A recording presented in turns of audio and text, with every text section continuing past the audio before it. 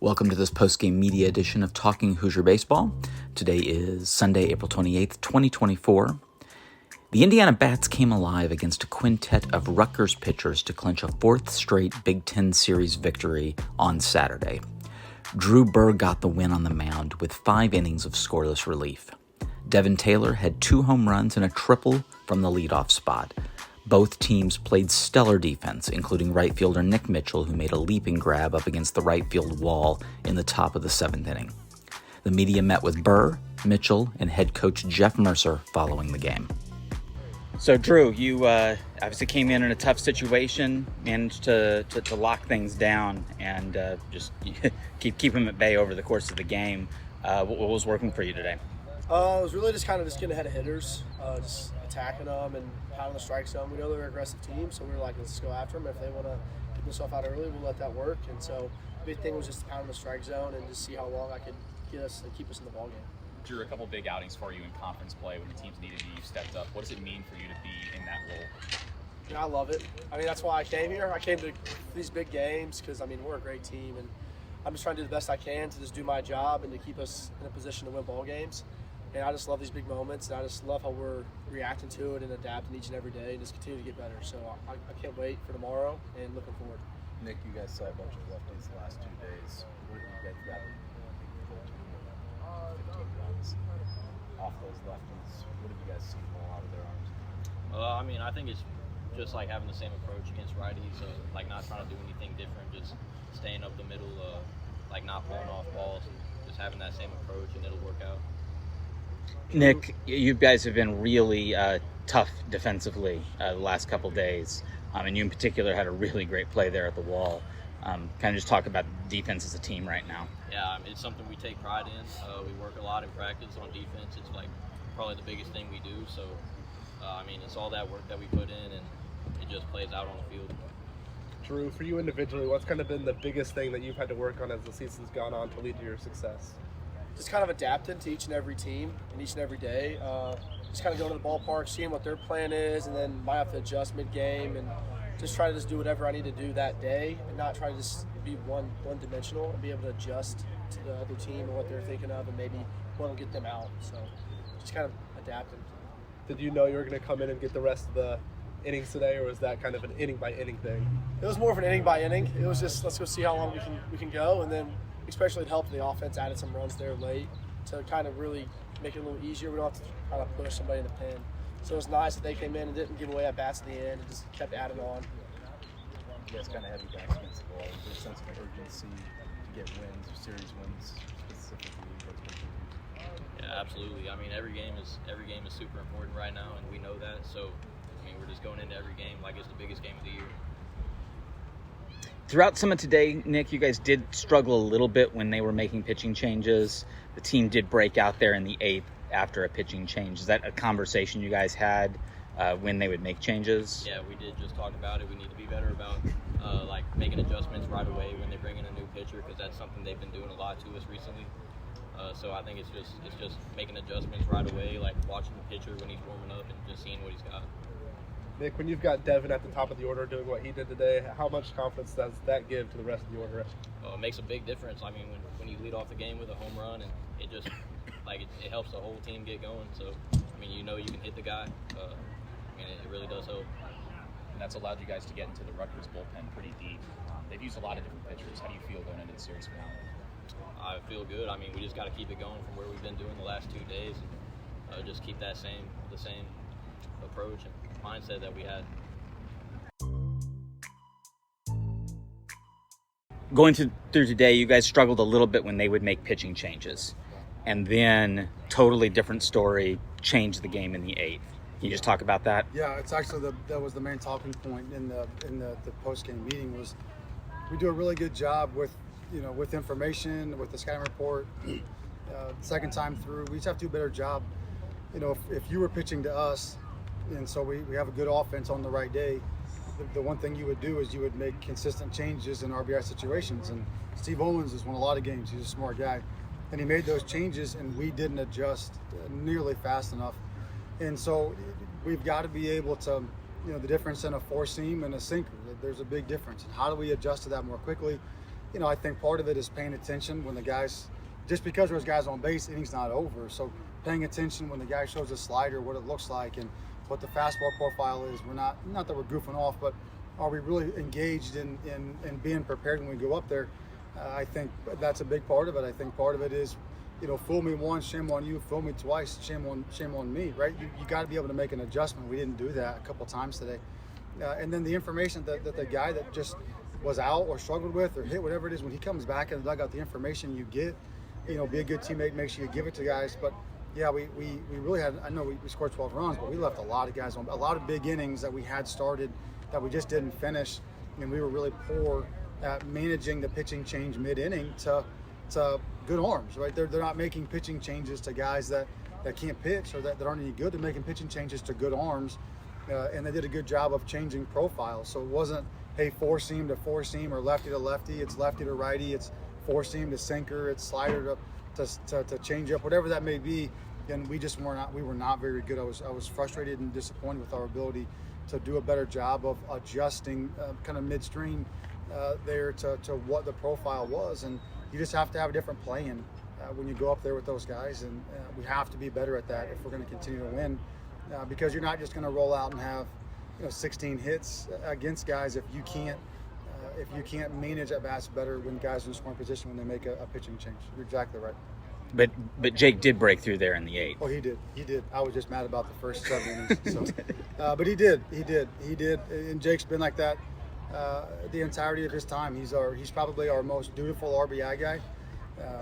He's hit a bunch of balls hard recently, and then he came through for us like he has multiple times with guys in scoring position, and Carter's homer there afterwards. But yeah, Jake has been a tremendous. He's been a godsend to us, defensively but offensively, really. Where he's I think he's better in those situations. I think they pitch to his strength. A lot of times they pitch backwards, so he gets a lot more off-speed pitches, and they pitch out over the plate. You don't want to hit a guy. You don't want to hit a guy with guys in scoring position, and so they throw off-speed and pitch away and right into his strength. And he just, I don't know, he's got something where he really is able to focus and be dutiful. And he's come through a number of times for us and kind of opened it up and kind of just the confidence that comes with it afterwards. Okay, we broke it open, there's 3, let's keep going. Yeah, get a guy on base, and then the big homer there and Ogle opens it up.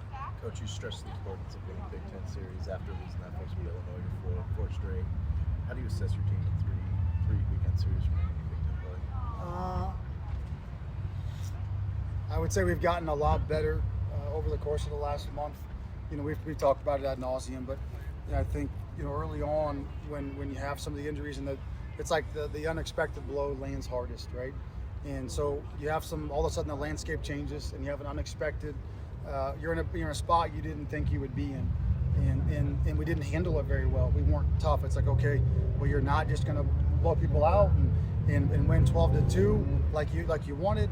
And so now you're going to have to fight, and you're going to have to get tough, and we're going to have to get some guys better along the way. And we didn't do that in that month stretch, and that's what's disappointing. But since then, we've just like gradually gotten better at being tougher. It's just going to be a fight, kind of getting back. You look at it going into last year, and you thought, hey, we're going to have a dogfight to win every game. Well, that was the expectation. You come in with it, and you make it a dogfight, and you're just tough enough to keep finding a way to win, and then that becomes your identity. And we didn't do that when things got hard, and then we gradually got back to that. And that's how we've played much more so as of late. It's going to be hard. It's going to be 12-8. It's going to be 13-11. Like, we're just going to figure it out.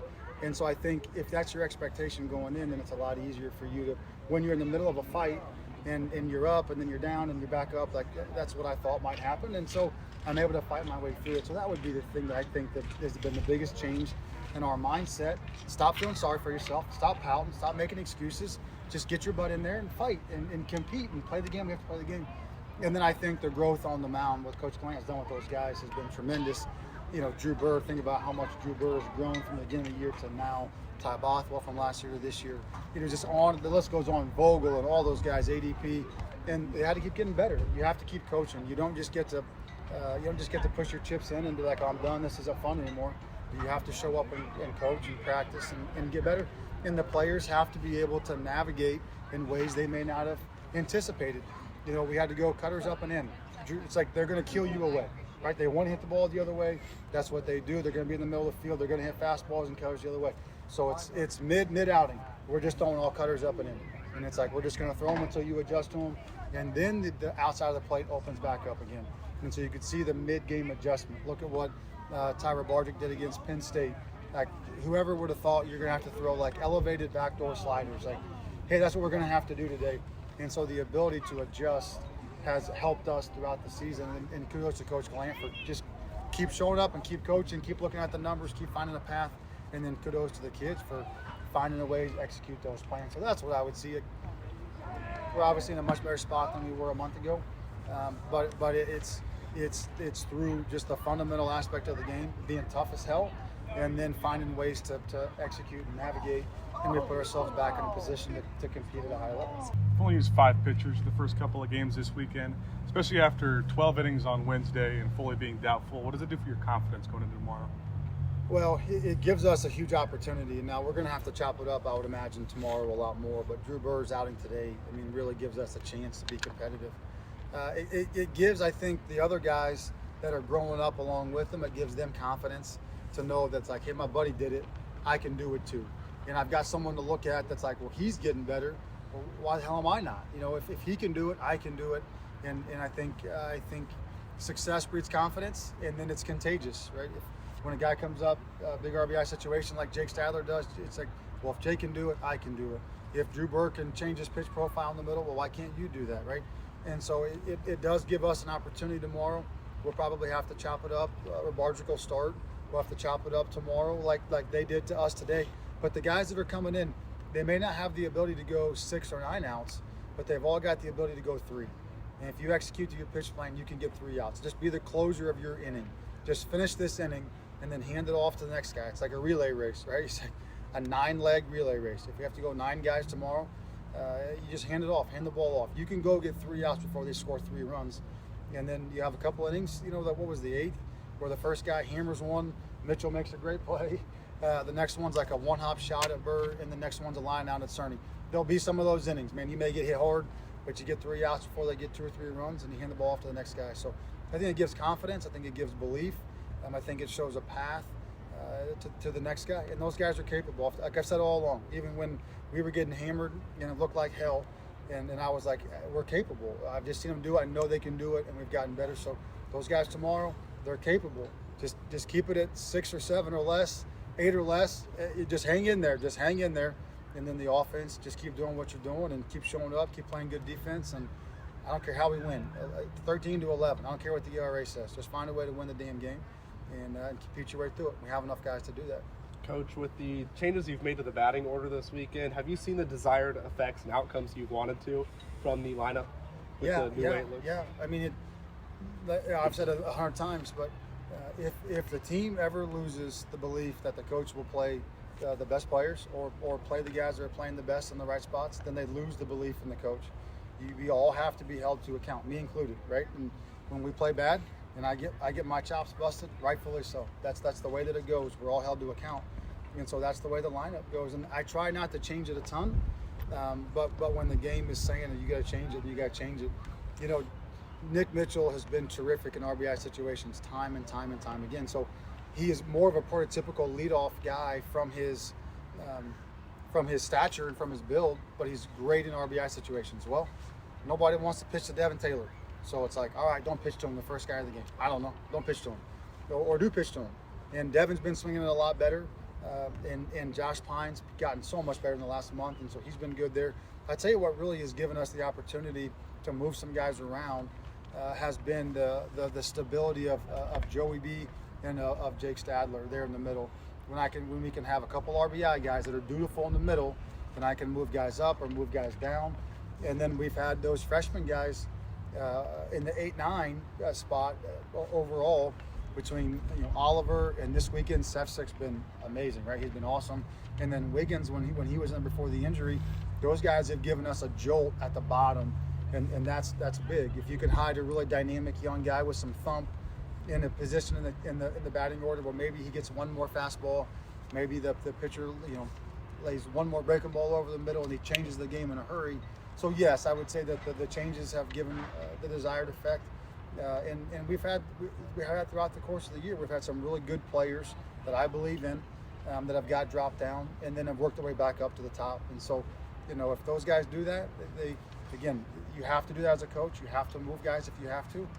But I have confidence in their ability to get back in there, just like Devin did, just like Josh Pine did, just like other guys have done. But Joey and Jake have given us stability in the middle to be able to move guys around and try to get them in the best positions to have success.